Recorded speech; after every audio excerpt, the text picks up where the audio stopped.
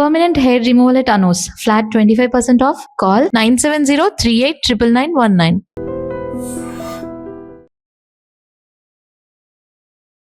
నమస్తే, welcome to I dream. బండి Sai Bhagirath POCSO కేసులో అరెస్ట్ అయినటువంటి నిందితుడు.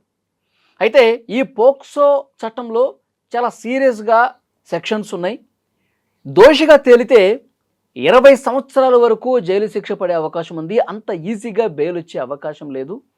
కానీ బండి సాయి భగీరథ్కి వ్యతిరేకంగానే చాలా వరకు ఆధారాలు పోలీసులు సేకరించారు. ఇక కష్టకాలమే ఇలాంటి చర్చ వినిపిస్తూ ఉంది.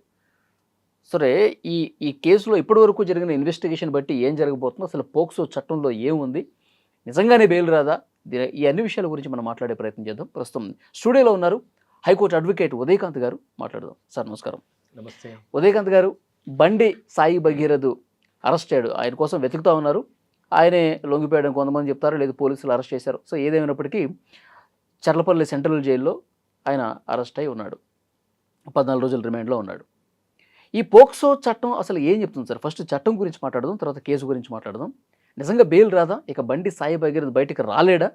వాస్తవంగా చెప్పాలంటే వల్లి గారు, POCSO is one of the serious offence. ఉన్న చట్టాలలో అన్నిటికంటే కూడా ఒక సీరియస్ అఫెన్స్ ఏదైతుందో పోక్సో అనుకోవచ్చు.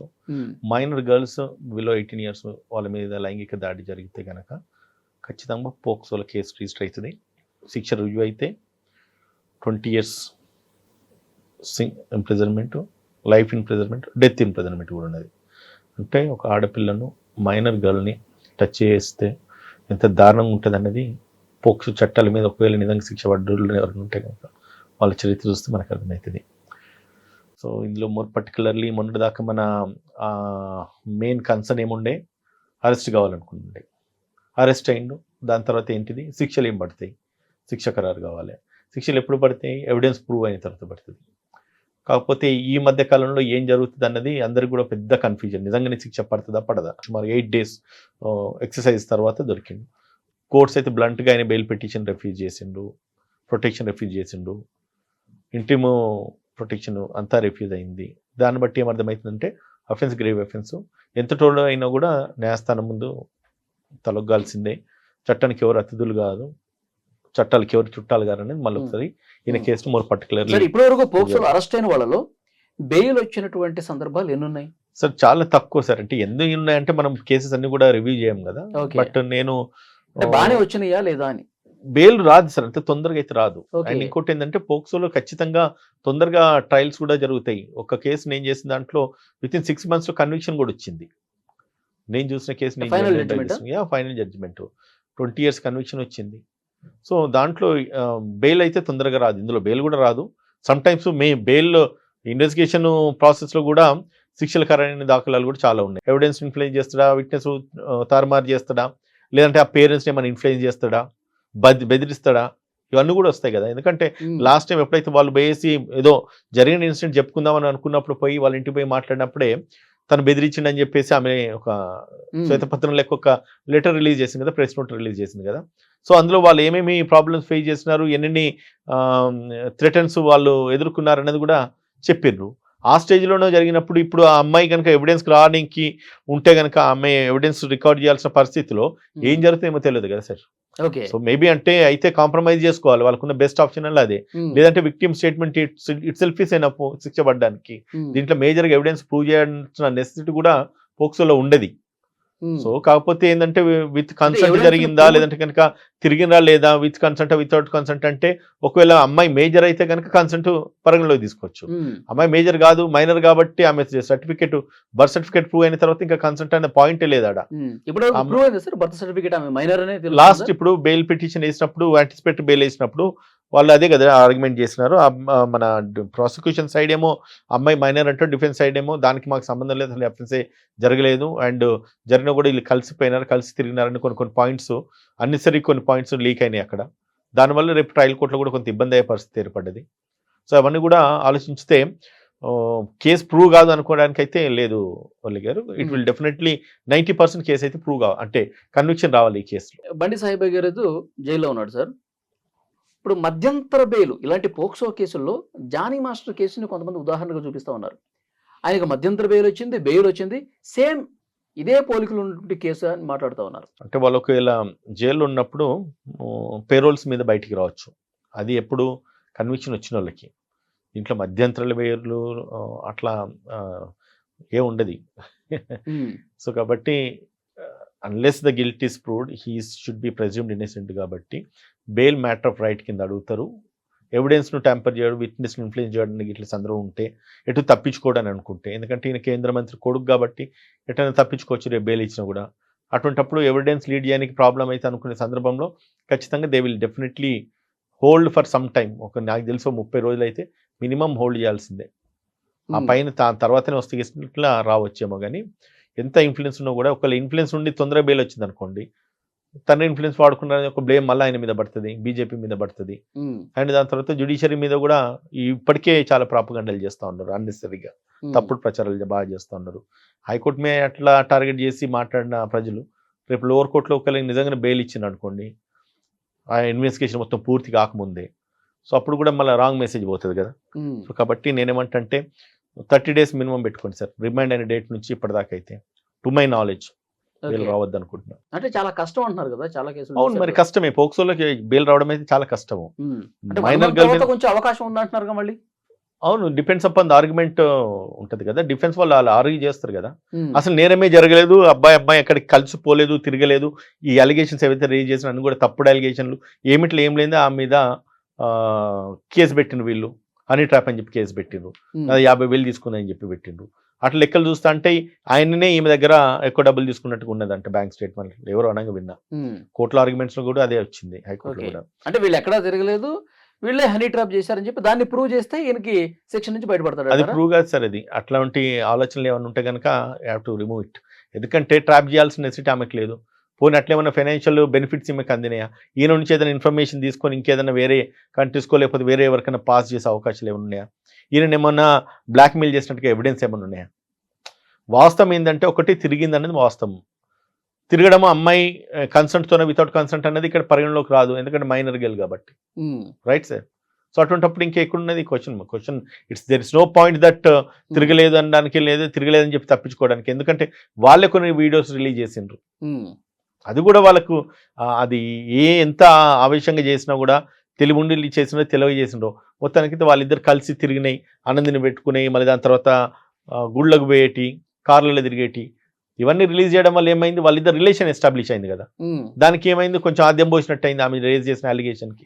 అవునా కదా సార్? ఓకే, నువ్వు ఏదైతే అలిగేషన్ రేజ్ చేసినావో వీళ్ళ రిలేషన్స్ ఎస్టాబ్లిష్ తిరిగినారన్నది వీళ్ళే ఎవిడెన్స్ కోర్టు ముందు సమర్పించుకున్నారు, లేకపోతే సోషల్ మీడియాలో స్ప్రెడ్ చేసినారు. దీన్ని బట్టి ఏం అర్థమవుతుంది, వాళ్ళిద్దరు రిలేషన్ ఉన్నట్టుగా. రిలేషన్ ఉన్నది కాబట్టి అమ్మాయి మైనర్, అబ్బాయి మేజర్ కాబట్టి అఫెన్స్ జరిగిందని చెప్పి అనుకోవచ్చు. జరిగినప్పుడు it's a clear case for conviction కదా.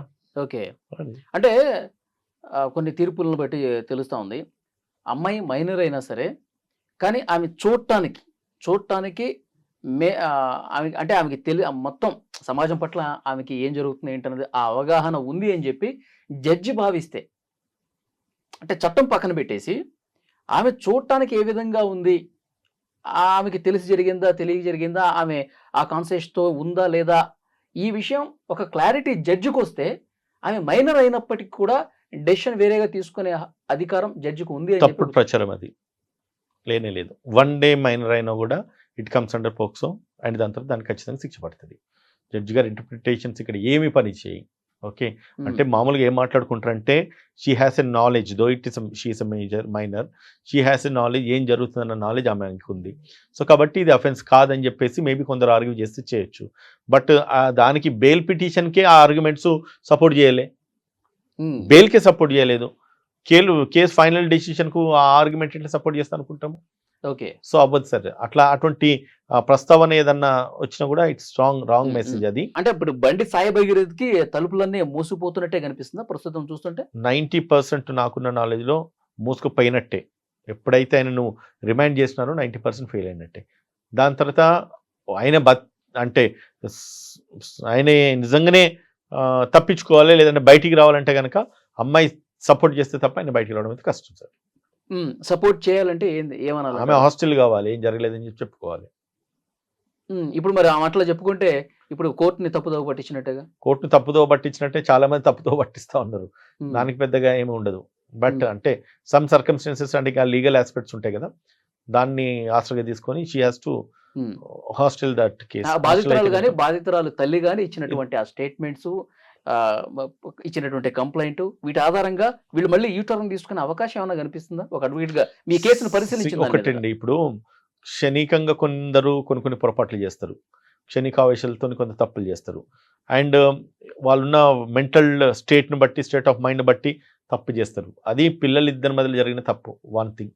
సెకండ్ ఇన్స్టెన్స్లో వీళ్ళు వెళ్ళి కంప్లైంట్ ఇచ్చున్నారు. వీళ్ళు కంప్లైంట్ ఇవ్వడానికి రీజన్ ఏంటంటే ఆల్రెడీ వీళ్ళ మీద నిర్మల్ని కూడా ఒకసారి కంప్లైంట్ అయిందంట.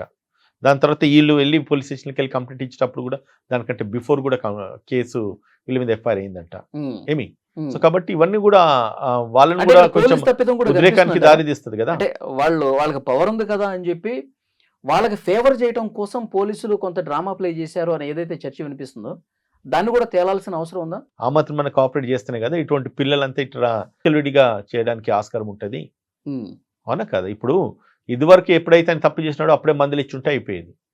ఆయనే హాస్టల్లో జనాలను కొట్టుడు కానీ, లేదంటే కనుక ఒక కాలేజ్లో ఆయన చదువుకున్నప్పుడు ర్యాగింగ్ చేస్తున్నప్పుడు పిల్లల్ని కొట్టుడు కానీ, ఇవన్నీ కూడా ఆయన చరిత్రలో ఆల్రెడీ ఉన్నాయి. అప్పుడే కనుక సరి చేసేసి కంట్రోల్లో పెట్టుకుంటూ ఉంటే కనుక ఒక అమ్మాయి లైఫ్ ఇట్లా కాకపోయేది. అబ్బాయి లైఫ్ అట్లనే అయింది, రూయిన్ అయిపోయింది. అమ్మాయి లైఫ్ ఆడపిల్ల, రేపు ఫర్దర్ ఫ్యూచర్ ఆమె ఎట్లా ఉంటుంది ఎవరికి తెలుసు. Um. So it all matters.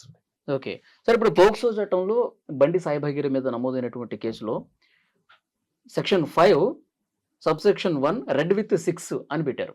ఏంటి సార్ ఈ సెక్షన్ ఏం చెప్తుంది? Sexual assault upon a minor girl. Okay, so ఆమె మీద సెక్షువల్ అసాల్ట్ జరిగింది. సో ఆ స్టేట్మెంటు అమ్మాయి ఆఫ్టర్ ఫస్ట్ ఎఫ్ఐఆర్ ఇచ్చిన తర్వాత ఆ అమ్మాయి ఆ స్టేట్మెంటు మళ్ళీ పోలీసులకు, ఇన్వెస్టిగేషన్ ఏజెన్సీస్కి ఇవ్వడం. ఇచ్చిన తర్వాత ఆమె మీద పెనిట్రేషన్ జరిగింది, ఆమె మీద సెక్షువల్ అసాల్ట్ జరిగింది అండ్ డిఫరెంట్ పారామీటర్స్ ఉంటాయి అందులో. ఓకే, సో కాబట్టి ఇట్స్ ఎ గ్రేవ్ అఫెన్స్. మీరు ఏదైతే ఫస్ట్ ఇన్వోక్ చేసినారో ఆ సెక్షన్స్ ఏదైతే 74, 75 ఆఫ్ బిఎన్ఎస్, దాని తర్వాత 11 and 12 ఆఫ్ ఇది పోక్సో యాక్ట్, అవన్నీ కంటే కూడా సీరియస్ అఫెన్స్ ఇది. సో ఆమె స్టేట్మెంట్ బేస్ చేసుకొని సెక్షన్ 5 ఇప్పుడు రీసెంట్ గా ఇంకోటి 64 కూడా చేర్చానట్టుగా బిఎన్ఎస్ లో పనిష్మెంట్ ఫర్ రేప్ అది బిఎన్ఎస్ లో ఉంది. సో అది ఎస్టాబ్లిష్ అయింది కాబట్టి 64 ఒకటి ఇన్వోక్ చేసినట్టుగా వి హావ్ సీన్ డాక్యుమెంట్. నేను చూడలే. అంటే 64 ఏం చెప్తుంది? రేప్ జరిగినట్టుగా చెప్తుంటది. బిఎన్ఎస్ లో శిక్ష పనిష్మెంట్ ఎట్లా ఉంటుంది? 10 years తేలితే 10 years పనిష్మెంట్. రేప్ అఫెన్స్ కు 10 years ఉంటుంది. అదే పోక్సో యాక్ట్ ఇన్వోక్ అయింది కాబట్టి 20 years ఉంటుంది. And 20 years and above life imprisonment, death penalty కూడా ఉండొచ్చు దీంట్లో. వీటిలో బెయిల్ వస్తుందా సార్? సార్ అదే మాట్లాడుకుంటున్నాం కదా, bail is matter of right. So ఖచ్చితంగా బెయిల్ వచ్చే ఛాన్సెస్ అయితే ఉంటాయి, కానీ ఎప్పుడు వస్తుందని మాత్రం తెలియదు. అట్లా బెయిల్ వచ్చిన తర్వాత ట్రయల్స్ కమెన్స్ అవుతాయి. ట్రయల్స్ అయ్యే ప్రాసెస్లో తొందర కూడా అయ్యే ఛాన్సెస్ ఉంటాయి. ఇన్ ద మీన్ టైం వీళ్ళు ఏమన్నా కాంప్రమైజ్ చేసుకుంటేమో మనకు తెలియదు, మాట్లాడుకొని ఒప్పందం చేసుకొని. లేదు కాలేదంటే కనుక ఒకవేళ నిజంగానే ట్రయల్స్ ప్రాపర్గా లీడ్ చేసేసి ఎవిడెన్స్ ప్రూవ్ అయితే కనుక ఆయనకు శిక్ష పడుతుంది కదా. సో మొత్తానికి కొంత కష్టకాలం నడుస్తుంది. ఉత్కంఠ అంటుంటాం కదా మీరు. సో ఎట్టి పరిస్థితుల్లో ఖచ్చితంగా ఈ ఎపిసోడ్ మాత్రము స్టేట్ అయితే ఫస్ట్ ఇన్స్టెన్స్లో బాగా కుదిపేసింది. ఇంకా కూడా సోషల్ మీడియాలో ఇప్పటికి కూడా అది ఈ టాపికే నడుస్తూ ఉన్నది. ఆయనకి శిక్ష పడి ఆయనకి బెయిల్ వచ్చిన తర్వాత కూడా నడుస్తుంది. శిక్ష పడితే మాత్రం ఇంకా కూడా there will be very large స్కేల్లో అయితే స్టేట్ని అయితే ఇది ఒక కేసు కుదిపేసింది కాబట్టి ప్రతి ఒక్కరికి ఒక ఇది ఉంది, అంటే ఆతృతన ఏం జరుగుతుంది అన్నది wait and see sir. Okay sir, December 31 రోజు ఇది జరిగింది. 31 రోజు మొయినాబాద్ ఫామ్ హౌస్లో జరిగింది. దాన్నే కంప్లైంట్లో కూడా ప్రస్తావించారు. అయితే ఆమె పెట్టింది కేసు మే నెలలో. మరి ఇన్ని రోజులు ఎందుకు వెయిట్ చేయాల్సినటువంటి పరిస్థితి వచ్చింది? మైనర్ గర్ల్ సెక్షువల్ అఫెన్స్, ఒక ఆడపిల్ల మీద సెక్షువల్ అఫెన్స్ జరిగినప్పుడు ఆమె బయటకు వచ్చి చెప్పుకోవడానికి భయపడతారు, సిగ్గుపడతారు. అండ్ సోషల్ స్టిగ్మాస్ ఇవన్నీ కూడా మ్యాండేట్ అవుతాయి. సమాజం ఏమనుకుంటారేమో అన్నది ఫస్ట్ ప్రైమరీ కన్సర్న్. దాని తర్వాత జనవరిలో కూడా వీళ్ళకు కొంత రిలేషన్ కంటిన్యూ అయింది. ఈ అబ్బాయి మాట్లాడుకోవడము, దాని తర్వాత వీళ్ళిద్దరు ప్రేమించుకున్నారు, ఇష్టపడ్డారని చెప్పేసి వాళ్ళు ఏదో మాట్లాడుకున్నారు. ఫినైల్ తాగుతా లేదంటే కనుక ఇంకోటి తాగుతా అని చెప్పేసి అబ్బాయికి ఫోన్ చేసి చెప్పడం, ఆ అబ్బాయి వెంటనే మళ్ళీ ఫోన్ చేసేసి వాళ్ళ పేరెంట్స్ను ఇన్ఫామ్ చేసి దాన్ని రెస్ట్రిక్ట్ చేయడం, కట్టేలు చేయడము, ఇదంతా కూడా జరిగింది. ఎప్పుడు జనవరి అంతా కూడా. ఇది ఎవరు వాళ్ళ డిఫెన్స్ సైడ్ అడ్వకేట్ మాట్లాడడం జరిగింది, ఎక్కడ హైకోర్టులో మాట్లాడడం జరిగింది. సో అప్పటిదాకా వీళ్ళ రిలేషన్ కంటిన్యూ అయింది. దాని తర్వాత గ్యాప్ వచ్చిన ప్రాసెస్లో అమ్మాయి మీద వీళ్ళు కేసులు పెట్టడం జరిగింది నిర్మల్ ఎక్కడో. దాని తర్వాత ఎప్పుడైతే వాళ్ళిద్దరి మధ్యలో రిలేషన్ ఇంకా కూడా బాగా ఇదైపోతుంది, డిస్టర్బ్ అవుతుందో, వాళ్ళిద్దరి మధ్య కమ్యూనికేషన్ ఏదో ఉన్నట్టుంది. సో దాని తర్వాత ఈ అమ్మాయిని తను హరాస్ చేయడమా లేదంటే కనుక ఆ అబ్బాయే కావాలని చెప్పేసి ఈ అమ్మాయి అనుకోవడమా, వాళ్ళిద్దరి మధ్యలో ఇంకా కూడా రిలేషన్ బాగా కూడా వాడికోలేకంటే డిస్టర్బ్ అయిపోవడం వల్ల వన్ ఫైన్ టైం ఏదో ఒక చర్య తీసుకోవాలి, ఈమె కూడా బాగా రివోట్ అయిపోయేసి ఆయన మీద కేసు రిజిస్టర్ చేసింది. దానికంటే ముందే ఏప్రిల్ 23 నాడు ఆమె మీద కేసు అయింది. సో ఈ సీక్వెన్స్ ఆఫ్ ఈవెంట్స్ అన్నీ కూడా జరిగిన తర్వాత ఈమె ప్రొటెక్ట్ చేసుకోవాలి కదా, ప్రొటెక్ట్ చేసుకోవడానికి ఏదో ఒక మెజర్ తీసుకోవాలి కదా. ఆ మెజర్ తీసుకునే ప్రాసెస్లో కూడా some times it may happen like అంటే వాళ్ళకి గత్యంత లేని పరిస్థితిలో పోలీస్ ప్రొటెక్షన్ కనిపోయినారు. అది కూడా అంటే బాగా మిగిలిన ఛానల్స్ అన్నీ వైరల్ చేయడము, బాగా కూడా స్ప్రెడ్ కావడము, వన్ ఫైన్ టైం ఆయన అరెస్ట్ అయ్యేంత వరకు కూడా ఒక ఉద్యమం లేక పోరాటం చేసినారు కదా వల్లి గారు. సో కాబట్టి జస్ట్ అంటే వాట్ ఐ సే ప్రాక్టికల్గా వాళ్ళిద్దరి మధ్యలో ఏం జరిగింది మనకు తెలియదు. ఇదంతా కూడా ప్రాసిక్యూషన్ అండ్ డిఫెన్స్ వాళ్ళ ఆర్గ్యుమెంట్స్, ట్రయల్ కోర్టులో ఏం జరుగుతుంది అన్నది అండ్ దానికి వచ్చిన అవుట్కమ్ ఏంటిది అన్నది వాస్తవం చెప్పాలంటే బయటికి మీడియా కూడా లీక్ చేయరు. బట్ మన స్పెక్యులేషన్స్ ఏవైతున్నాయో అవి కూడా పబ్లిక్ ఎక్స్ప్రెస్ చేయాల్సిన అవసరం ఉంటుంది. టైం వచ్చినప్పుడు డిసైడ్ అవుతుంది అంతా కూడా. ఓకే. సో ఫైనల్గా బండి సాయి భగీరథ్కి అయితే ఆ అమ్మాయి ఏదైతే కేసులు పెట్టారో దాన్ని వెనక్కి తీసుకోవడం, కాంప్రమైజ్ అయితే తప్ప ఆయన సేఫ్గా బయటకు వచ్చే అవకాశం అయితే లేదంటారు. 90% ఛాన్సెస్ అయితే లేవు సార్. చూద్దాం నెక్స్ట్ ఏం జరగబోతుందో. Thank you sir. Thank you.